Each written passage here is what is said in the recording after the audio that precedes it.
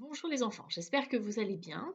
Dans cette vidéo, nous allons faire un petit récapitulatif de ce qu'est un adjectif. On a bien travaillé dessus.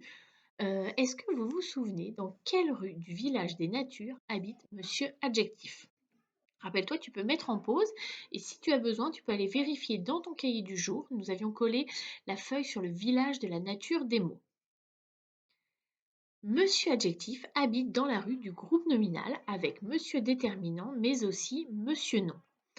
Monsieur Adjectif se promène toujours avec eux lorsqu'il sort, d'accord? Mais attention, certains groupes nominaux n'ont pas d'adjectif, comme un chien, une forêt, d'accord? Un groupe nominal, c'est un déterminant et un nom, et on peut aussi rajouter un adjectif. Dans ce cas, comme une famille, un chien, le groupe nominal qui contient un déterminant et un nom n'est pas très précis. Donc, Monsieur Adjectif, il va servir à rendre le groupe nominal plus précis en donnant des informations sur le nom qui l'accompagne. Par exemple, il peut préciser sa forme. Si on parle d'une maison, on peut rajouter une maison carrée. Il peut préciser également sa taille. Si on parle d'un enfant, on veut dire un grand enfant. Il peut préciser également sa couleur, une fleur jaune. Il peut préciser également son physique, c'est-à-dire à quoi il ressemble, une jolie fille.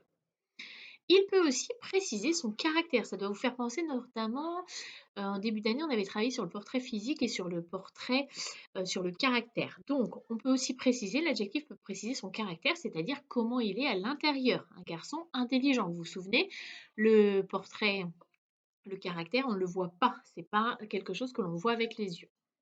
Alors, monsieur adjectif, il peut donc être très utile dans une phrase pour nous aider à comprendre de quoi on parle. Monsieur adjectif, il s'accorde en genre et en nombre avec monsieur nom. Qu'est-ce que ça veut dire? On va retravailler tout ça, ne vous inquiétez pas. Ça veut dire qu'il va être masculin, l'adjectif, si le nom est masculin. Il va être au pluriel si le nom est au pluriel. Est-ce que vous vous souvenez des deux lettres qui marquent le pluriel pour un nom? On l'a bien travaillé, je sais que vous avez bien fait les exercices que je vous ai envoyés. Alors, les deux lettres qui marquent le pluriel pour un nom, quelles sont-elles? Le S et le X.